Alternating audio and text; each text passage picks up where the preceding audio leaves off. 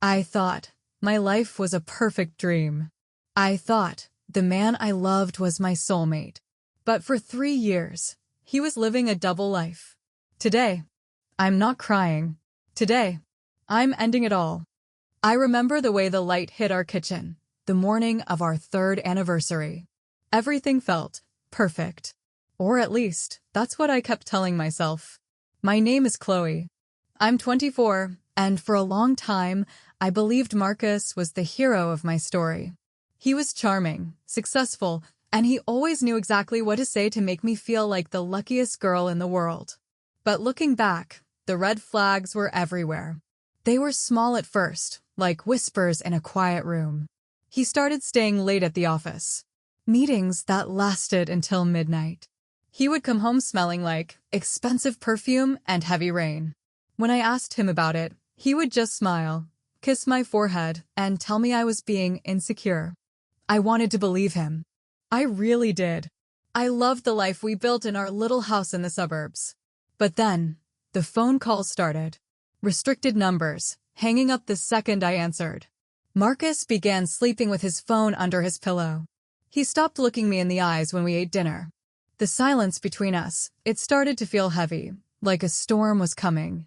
I felt like I was losing my mind. Every time I tried to bring it up, he would flip the script. He'd tell me my anxiety was ruining our relationship. He'd tell me, "Chloe, I'm working this hard for us." I felt so small, so guilty for even doubting him. But my gut, it never stopped screaming. I decided to stop asking questions and start looking for answers. The breaking point happened on a Tuesday. Marcus said he was flying to Chicago for a business summit. He left at 5:00 a.m., smelling like that same floral perfume. As soon as his car pulled out of the driveway, I sat on the floor and cried. But then, I saw it. He had left his tablet on the coffee table. My hands were shaking, my heart was hammering against my ribs as I guessed his passcode. It was our anniversary date. I felt a sick sense of irony as the screen unlocked. I went straight to his messages. And there it was, 3 years of archived chats. He wasn't in Chicago. He was at a hotel downtown, with her. Her name was Sarah.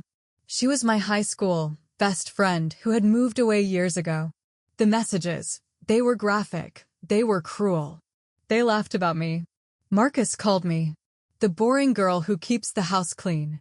He told her, "I'm just waiting for the right moment to leave her, but she's so fragile, it's almost funny." I felt my soul leaving my body. The man I had shared my bed with, the man I planned a family with, was mocking my existence to the person I used to trust most. The betrayal, it wasn't just a cut, it was an amputation. I spent the next 6 hours on the floor, staring at the wall, listening to the sound of my own heart breaking, piece by piece. I realized then that the fragile girl he knew died in that kitchen. A new version of me was waking up, and she was cold. I didn't pack my bags. I didn't scream. I didn't even call him. Instead, I spent the next 3 days gathering every piece of evidence. I found out Marcus had been embezzling funds from his family's business to pay for Sarah's apartment and their luxury vacations. He thought he was so smart, so untouchable. Friday night, his family was hosting their annual Founders Gala. It was a room full of the most powerful people in the city. Marcus arrived, looking smug, wearing the watch I bought him for his birthday. He walked up to me, kissed my cheek, and whispered, "You look beautiful tonight, Chloe." I leaned in, smiled, and whispered back, "Enjoy the view, Marcus. It's the last time you'll see it." I walked over to the tech booth. I had replaced the year in review slideshow with a new presentation. As the room went dark and the screen lit up, the music didn't play. Instead, Marcus's voice filled the room, recordings of his calls with Sarah, screenshots of the stolen company money, and photos of them together at the hotel while I was at home. Fragile and boring. The silence in that room was deafening. Marcus's father, the man who valued reputation above all else, stood up. His face was pure rage. Marcus turned pale, his drink shattered on the floor. He tried to reach for me, but I stepped back into the light. You told her I was fragile. Marcus, I said, my voice calm, echoing through the speakers. But you forgot. That glass only becomes dangerous once you break it. Marcus was escorted out by security, his career, his family ties, his reputation, gone in 10 minutes. I walked out of that gala into the cool night air. I didn't look back. I drove to the airport and bought a ticket to somewhere he could never find me. The revenge wasn't just about hurting him. It was about reclaiming my voice. I'm sitting by the ocean now, watching the sun rise. The weight is finally gone. He thought he had a secret, but I had the truth.